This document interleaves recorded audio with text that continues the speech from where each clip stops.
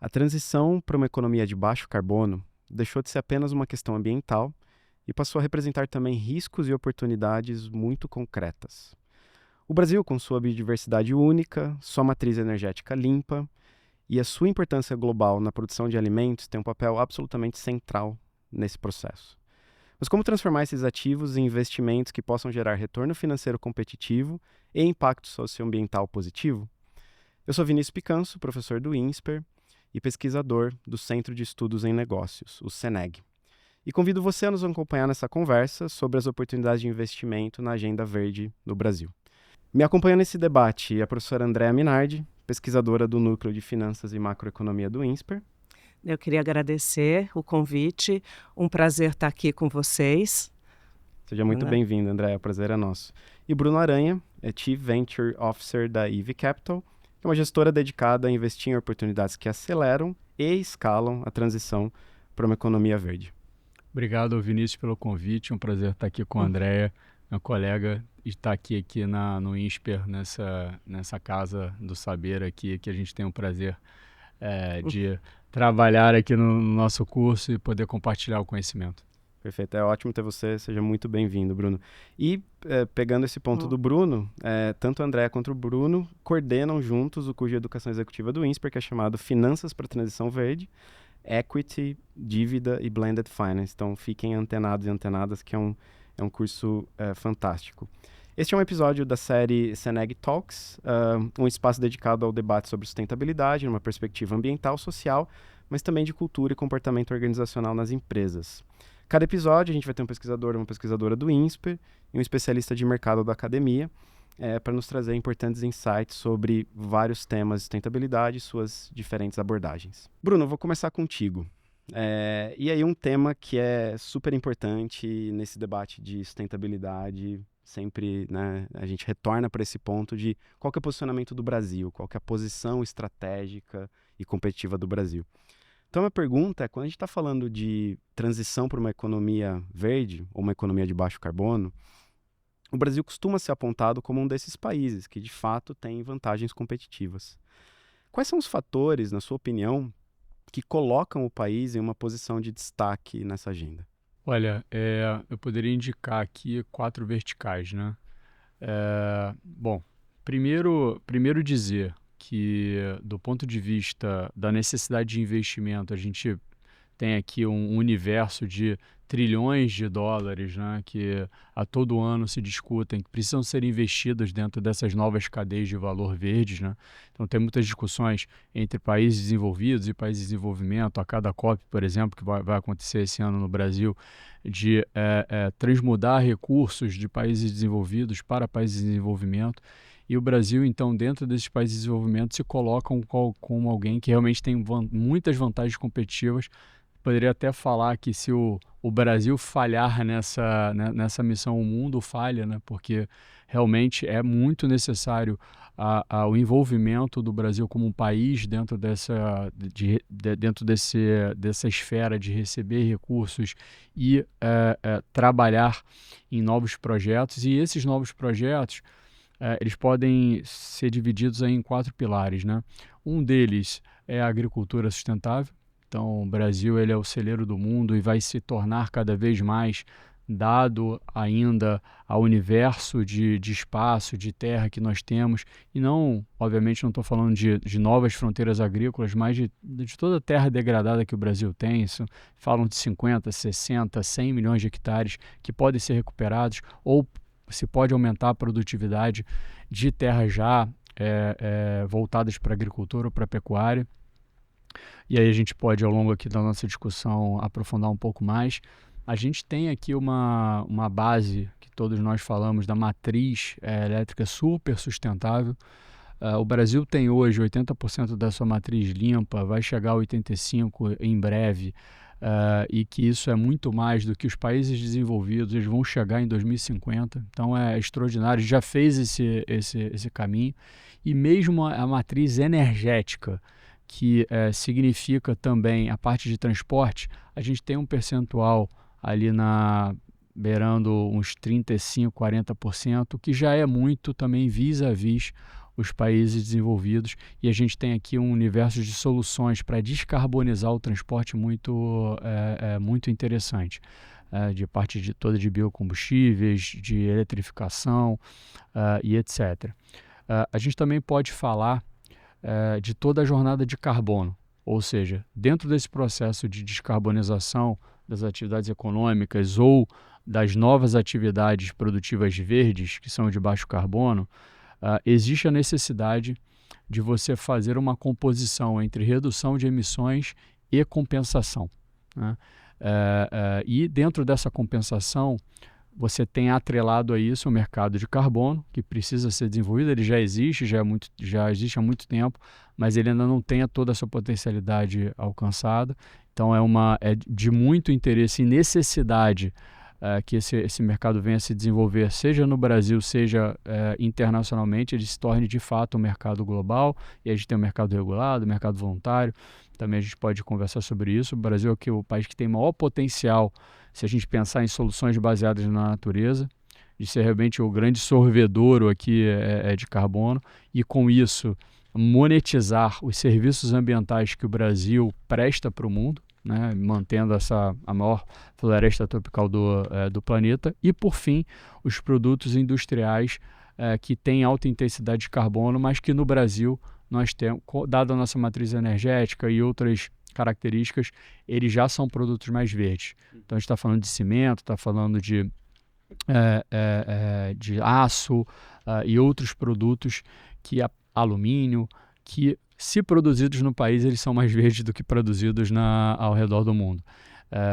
E aí tem outras realidades que estão vindo agora, parte de data center, de armazenamento de energia, que também, de novo, o Brasil se coloca, dada essa matriz energética, dado que hoje, inclusive, a gente está passando pelo período aqui de curtailment, né? Ou seja, nós estamos produzindo energia e não estamos sendo capazes de consumi-la, que realmente o Brasil ele pode atrair para o país realmente essas novas fronteiras de processos industriais, de conhecimento, etc., e com isso viabilizar essa transição. Muito interessante, Bruno, obrigado.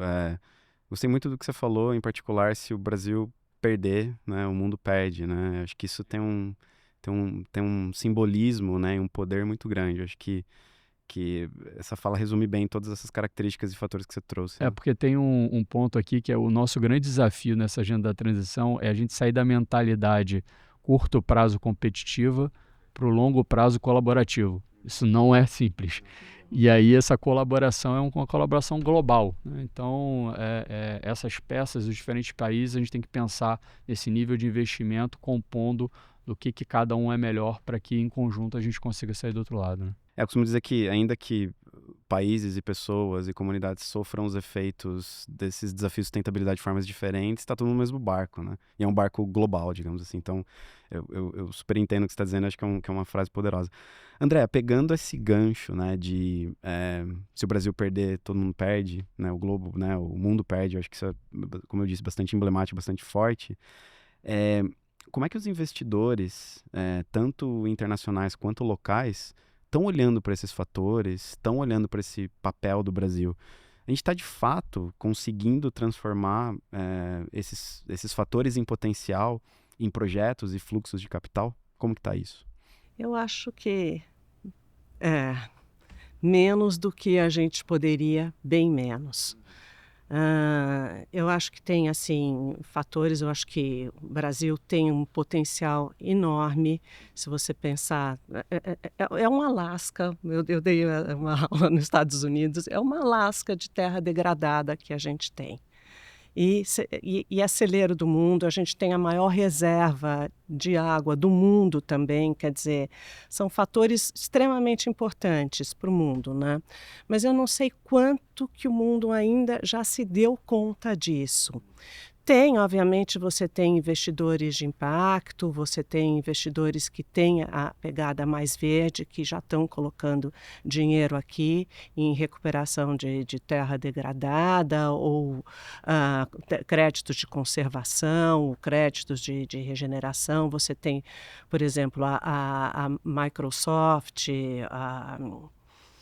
a Apple, eu não sei, mas a AstraZeneca, eu lembro também que eles compram crédito de carbono de regeneração de terra. Esse crédito ele é usado para desconto, para financiar a regeneração da terra, porque a regeneração da terra é muito caro. Eu acho que sai $20 mil um hectare, ou até mais, dependendo Sim, dependendo do estado, né? Dependendo do estado e dependendo do que for feito. Se for regeneração de mata nativa, que tem todo o estudo tem todo o estudo de qual mata, de coleta, do berçário, né? Então eu acho que...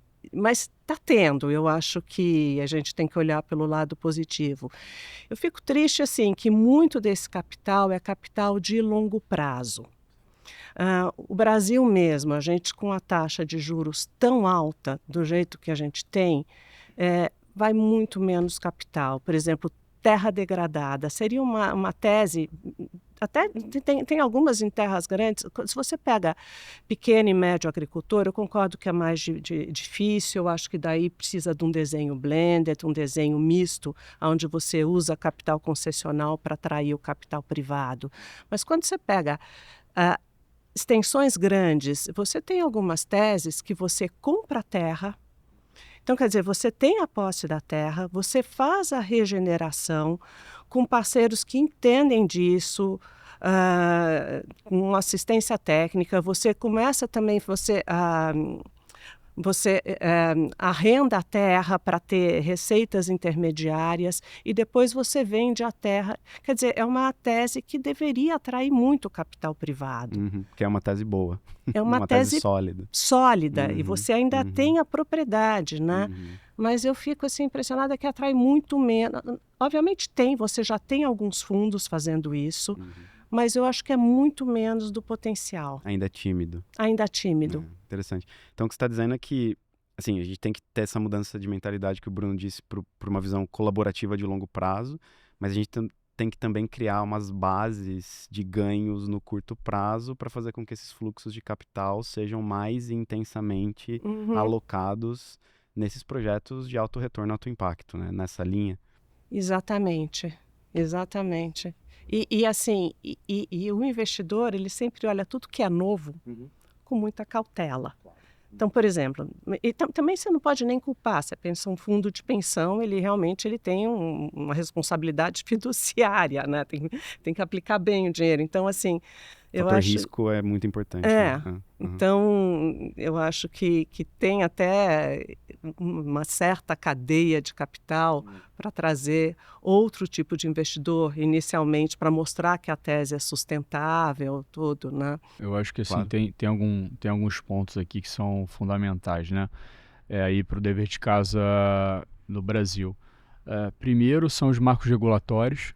E aí nós tivemos avanços, a Lei do Combustível do Futuro, o primeiro marco da lei aqui do mercado regulado de carbono, que ainda tem muita regulamentação a ser feita, e nós já fizemos uma primeira lei, a regulamentação relacionada à indústria do hidrogênio, e outras que vêm sendo desenvolvidas. Aí você tem, por exemplo, também o programa do Ecoinvest, né, que entrando na questão dos investidores, muitos investidores vieram para o Brasil e perderam dinheiro não porque o negócio ele performou ou não performou, foi uma questão cambial. Então, entrou com um câmbio, saiu com outro. Então, assim, e tem muito histórico recente dessas, né, a questão do câmbio, flutuação, que impactou esses investidores. Então, tem uma questão regulatória que a gente vem avançando, a gente pode acelerar mais. Isso está dentro da nossa, né, tá dentro da nossa mão aqui, né, depende do Brasil, simplesmente, porque a gente também compete globalmente. Por mais que a gente tenha vantagens competitivas, a gente compete globalmente. E a redução dos subsídios, né, que porventura que estão acontecendo nos demais países, não necessariamente é ruim para o Brasil, porque a gente acaba com uma equalização de vantagem competitiva em relação ao Brasil, que era feita através de subsídio.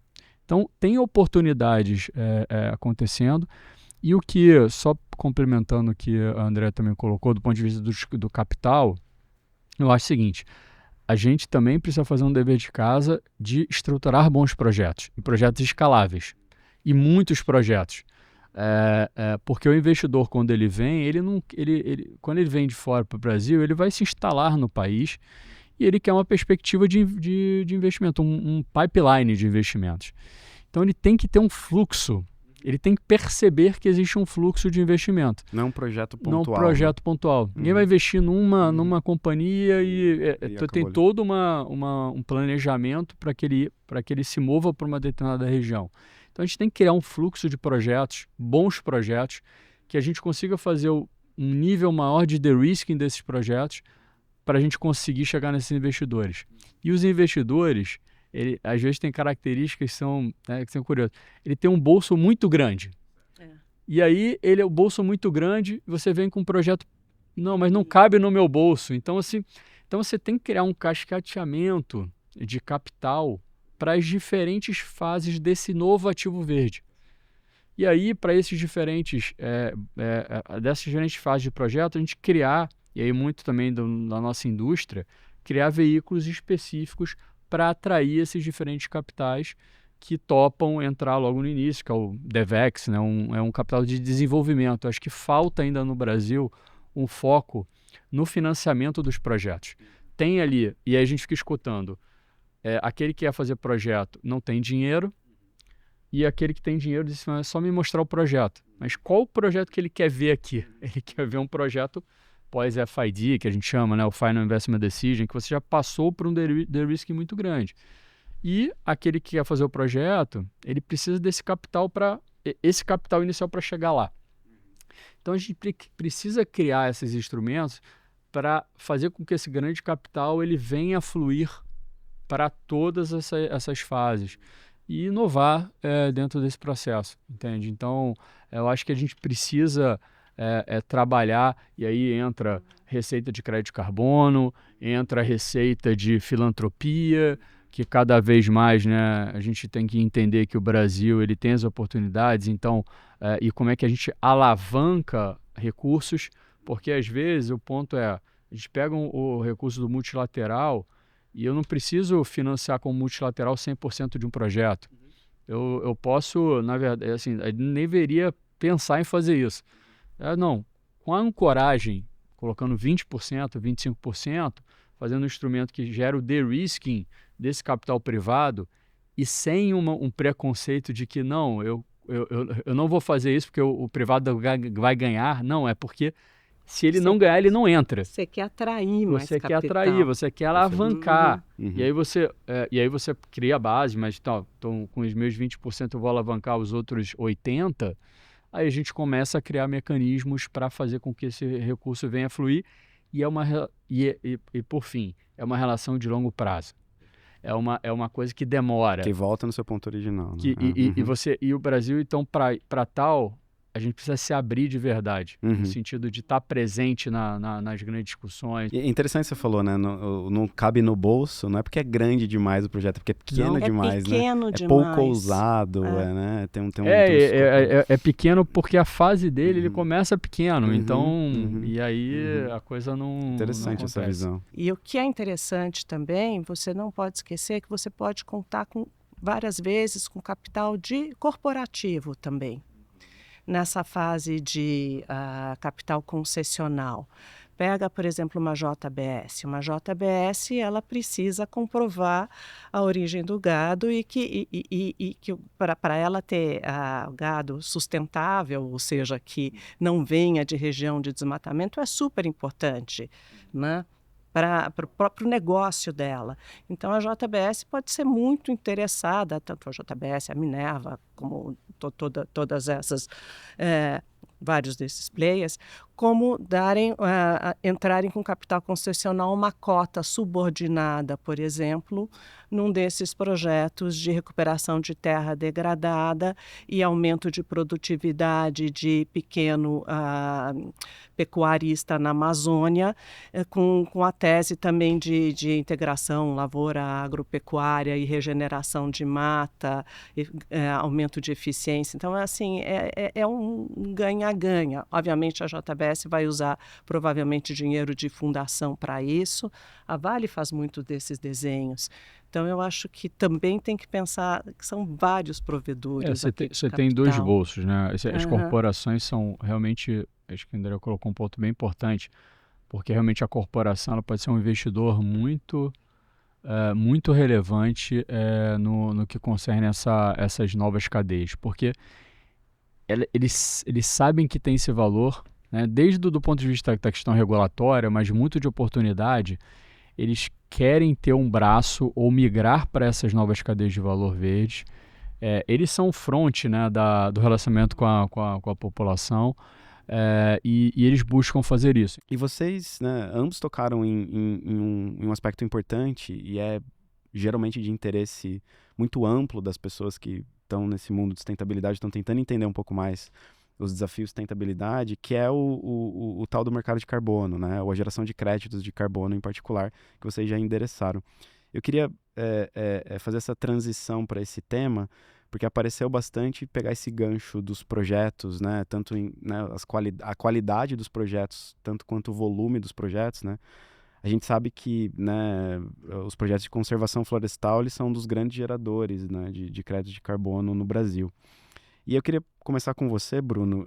Que oportunidades você enxerga nesse mercado pensando em Brasil? Então, o Brasil ele tem uma oportunidade desde já no mercado voluntário, da gente estruturar projetos de preservação e de reflorestamento, né, e também de manguezais, enfim, do agro, né, que ainda está muito no início, que a gente deveria estar mais adiantado. Então, o Brasil ele tem que ser aquele provedor de conhecimento, daquele que está à frente, que traz novas metodologias, porque faz todo sentido como interesse nacional.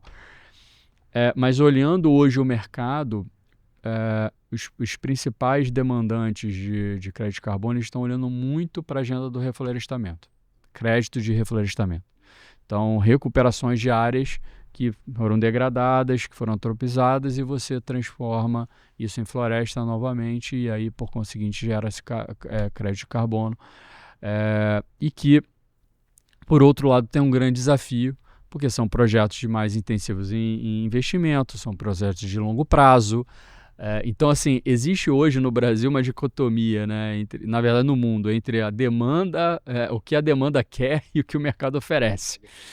Né? E por outro lado, eu acho um pouco penoso a situação que você tem hoje da parte de REDD+, né, que a gente chama dos projetos de conservação, porque, de fato, o crédito de carbono ele se coloca como a receita ali, a monetização desse ativo ambiental, né? Realmente a sociedade pagando para aquela floresta ficar em pé e que gera um serviço ambiental para a coletividade, que a gente tem que remunerar, sob pena dela ser derrubada.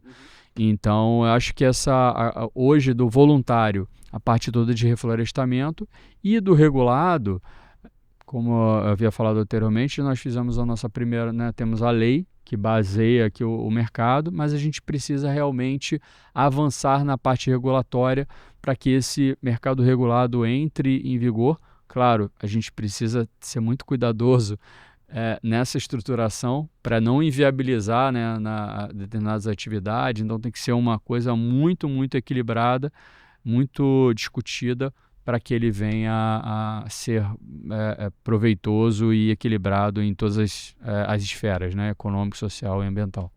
E essa é a ponte perfeita para a pergunta que eu queria te fazer, André, que é focalizar exatamente no mercado regulado no Brasil, né? A gente acabou de sancionar o mercado regulado, mas ainda, né, como o Bruno muito bem colocou, ainda tem vários passos a serem dados, digamos assim, para operacionalizar o mercado. E aí eu queria pedir a sua visão do investidor, né? Assim, quais são os desafios e riscos para que, de fato, esse mercado se torne operacional e traga mais segurança do ponto de vista de investidor? O mercado regulado brasileiro, eu acho que ainda vai uns 6 anos. Então A gente já tem bastante água para rolar. A gente tem um mercado regulado, até a gente tem o CBIO, que é pequeno, que é Cobre só uma parte específica. biodiesel, né? Mas a gente já tem o CBIO e o CBIO tem mercado, ele é negociado na B3, né? Então, mas eu acho que no momento a gente tem que ir para o voluntário. E eu acho que tem um pouco de mercado voluntário, mas, como o Bruno falou, mais focado em regeneração de terra degradada. Mas eu acho que está surgindo algumas coisas de conservação também, né? Principalmente esses do Estado, que o Estado, acho que do Acre, o Estado do Pará, que eles só estão... para combinar que a André colocou, assim, a gente tem essa experiência do CBIO. Existem mercados regulados específicos, né, que a gente está falando aqui também internacionais, que é um pouco do CORSIA, que é relacionado à atividade, né, do transporte aéreo. Agora a gente está vendo também um regulado no que concerne a atividade de navegação, na IMO, né, que está lá impondo, né, as condições e criando esse mercado. Agora, a Combustível do Futuro, ele quase instituiu lá uma específica relacionada a biometano. Então, tem alguma coisa evoluindo.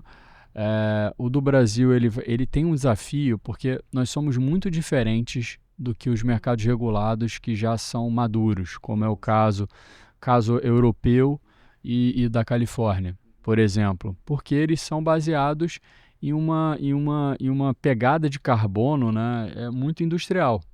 E é a indústria que é uma parte muito pequena, na verdade, da nossa pegada. Nossa principal pegada tem a ver com floresta e agro.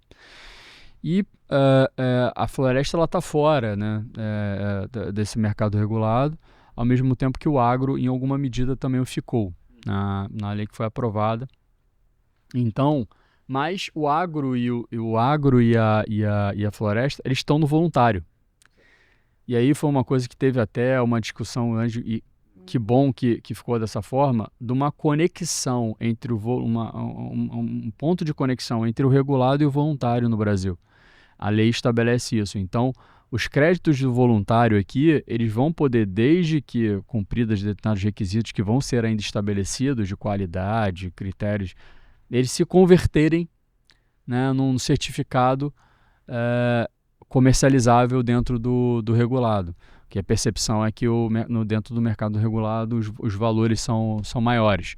Então, por isso que a gente não dá para fazer um copy and paste aqui dos mercados internacionais. A gente tem que buscar as melhores para ir mais rápido, mas a gente tem que criar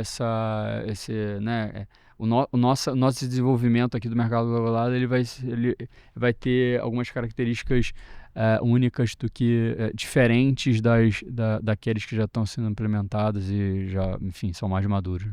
Agora, voltando ao de conservação, mesmo no voluntário, eu acho que tem qualidades diferentes de projeto. Então, você tem um projeto onde você envolve da comunidade, você cria soluções econômicas, faz infraestrutura, educação, envolve até como um emprego local para tomar conta dos drones, coletar os dados dos drones, fazer as inspeções de campo.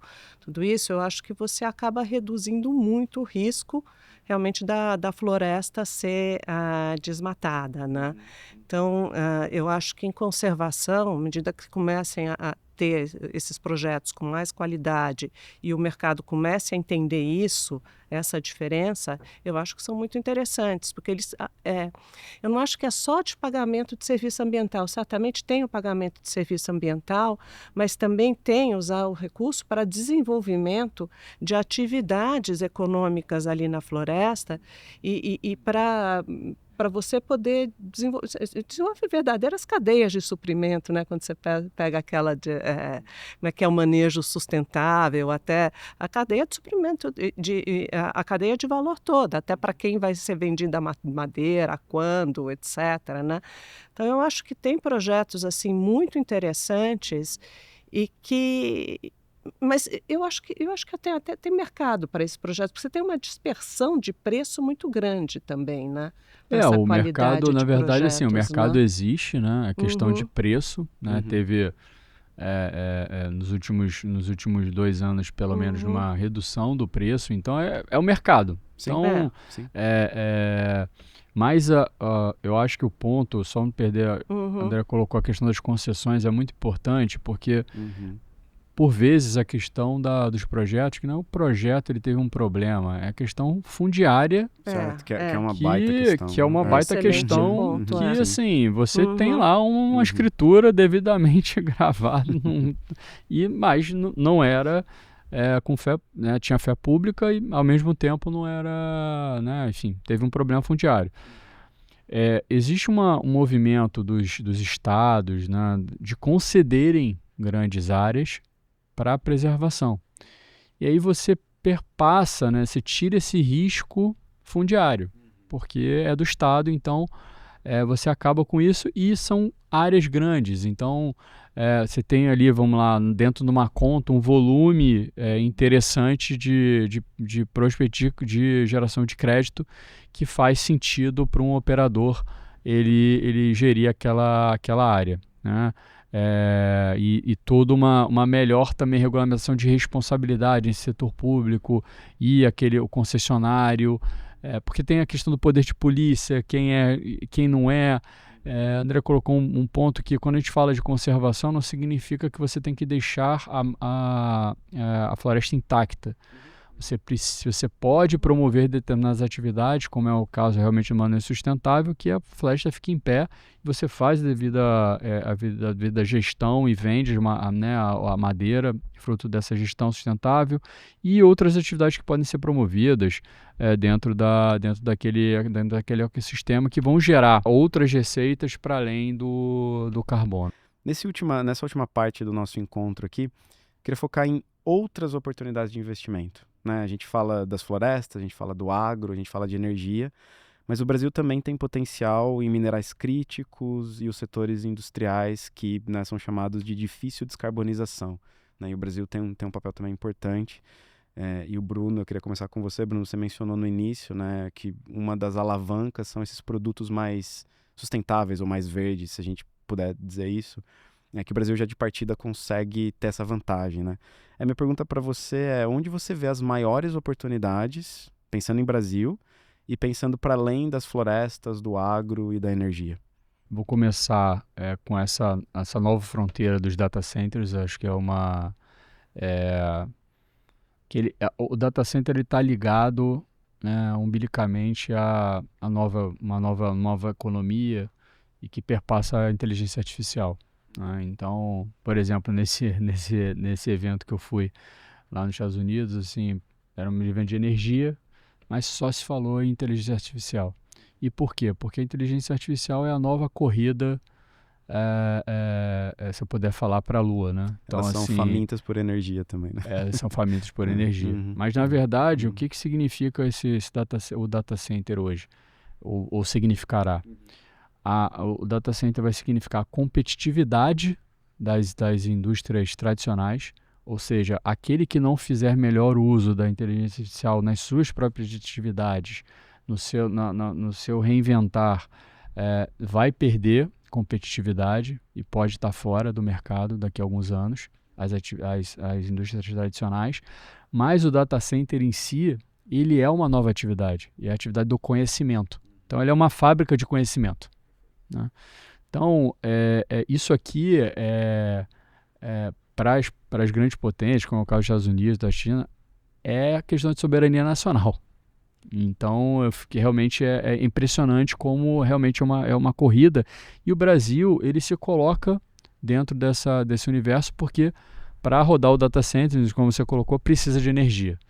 E hoje as empresas se preocupam, as grandes empresas de tecnologia, com a energia, que a energia seja limpa, né? Então o Brasil ele pode se colocar como alguém que tem essa alternativa de energia, né? Que a nossa energia inclusive está quase sobrando, e a gente trazer esses data centers para o país, tá? e aí exportar essa energia como conhecimento, né? E estar com valor agregado. O Brasil está em busca ele está para sair, né, um plano nacional fomentando essa atividade com benefícios relacionados à importação de equipamentos, né, que praticamente todos são importados. E aí você pode fazer um plano, né, de substituição de importação no limite e tal, mas é bem agressivo para trazer esses data centers e a gente exportar serviço, né? Na prática você vai estar exportando serviço. E também a gente precisa resolver a questão da titularidade das informações. Tem uma questão aqui né, porque as empresas de tecnologia, né, querem ter certeza que a comunicação, né, as informações que vão e vêm estejam preservadas. Então tem um pouco... E aí esse ponto está na nossa mão resolver muito rápido. Então eu colocaria essa questão do data center de uma forma, né, prioritária. A gente tem aqui um olhar interessante para essa parte de armazenamento de energia, que significa o equilibrar do nosso sistema elétrico. A gente precisa, né, dado o nosso avanço na difusão da energia eólica e solar, na descentralização do sistema, a gente conseguir fazer esse reequilíbrio, né, que significa que no Nordeste você está produzindo energia com essa energia eólica e solar e o consumo está no Sudeste e você tem ali um período onde você não produz. Então tem uma grande possibilidade de você equalizar o sistema através de bateria, através de armazenamento. E, enfim, eu acho que a gente está demorando um pouco para trabalhar nesse sentido. E você tem, dentro das atividades tradicionais, como eu falei, o cimento hoje no Brasil ele já tem uma pegada de 10% menor do que a de outros países. O aço é 30% mais limpo, o alumínio nem se fala. Que o alumínio é quase uma energia envelopada ali e que é super... Então a gente tem lá um movimento que, por exemplo, a Vale está fazendo, né, do HBI, que é o Hot Briquetted Iron, que em vez de você exportar o minério de ferro, você transporta esse Hot Briquetted Iron, que é né, que você, com ele, né, que é uma forma de você beneficiar o minério usando hidrogênio de baixo carbono, você propiciar uma descarbonização enorme na siderurgia. Então, a gente pegar essas nossas vantagens competitivas de feedstock, aí a gente também traz toda a parte de e-fuels, de biofuels, então o SAF para aviação, o metanol, combustível de navegação, a amônia, que você pode usar e trazer a indústria de fertilizante para o Brasil, que... A questão geopolítica está complexa e o Brasil é dependente de fertilizante do exterior, é uma grande fragilidade brasileira. Eu acho que a gente precisa trabalhar rápido e se conectar com as cadeias produtivas, porque, é claro, para quem a gente está exportando esses bens, existe uma perspectiva de desindustrialização. Então, qual é a etapa da cadeia até onde a gente vai e consegue acordar com os consumidores de outros países qual é o elo que a gente consegue manter no Brasil. Isso vale para os minerais críticos. Tá? Então, assim, a gente fala do lítio, agora está se falando muito das terras raras. Então, a gente, como o Brasil, tem que ser inteligente. E aí, os minerais é um capítulo à parte, porque a gente conhece muito pouco do subsolo brasileiro. O percentual que a gente já mapeou é muito baixo no subsolo brasileiro. E, diferente de outros países, são grandes, né, grupos que detêm as concessões que já existem e que não estão sendo exploradas. Então, tem um timing também para se fazer isso. Então, realmente ampliar o conhecimento do subsolo, de regulamentar essas atividades, mas de regulamentar não no sentido de menos salvaguardas ambientais, mas permitir que novos players entrem e trabalhem essas atividades, isso é muito importante, como aconteceu no Canadá, como aconteceu na Austrália, onde são mercados muito pujantes, e aí nos remetendo aqui a nossa seara de financeira, é impressionante como o mercado de capitais para desenvolvimento de projeto de mineração nesses países é um absurdo.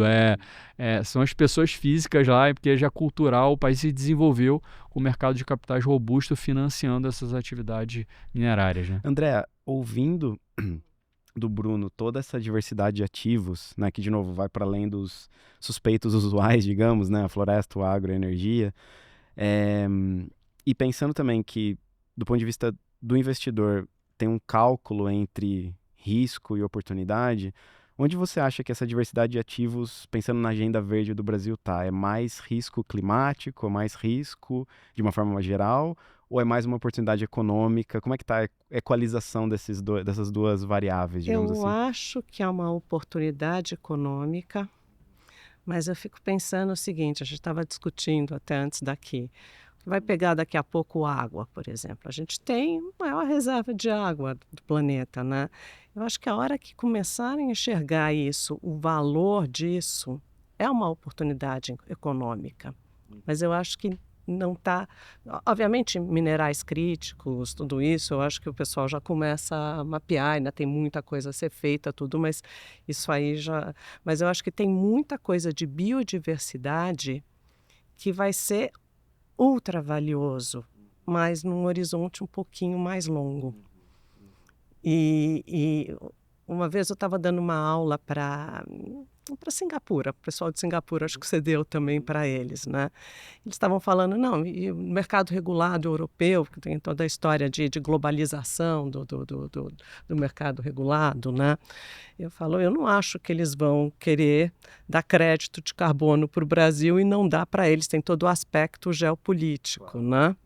Mas a hora que você pensa em diversidade, preservação de reserva de água e alimento, segurança alimentar, eu acho que isso é valiosíssimo. Talvez não seja enxergado hoje o valor disso no futuro. De novo, reforço que a gente precisaria de vários episódios, mas eu queria muito agradecer a professora Andréa Minardi, do Núcleo de Finanças e Macroeconomia do INSPER, e o Bruno Aranha, da EV Capital, pela rica conversa que nós tivemos. Agradeço a você que nos acompanha até aqui e convido vocês para assistirem os 8 episódios da série sobre sustentabilidade, em que a gente faz discussões profundas sobre temas de alta relevância nessa área e uma conexão muito íntima entre academia, mercado e sociedade. Até a próxima.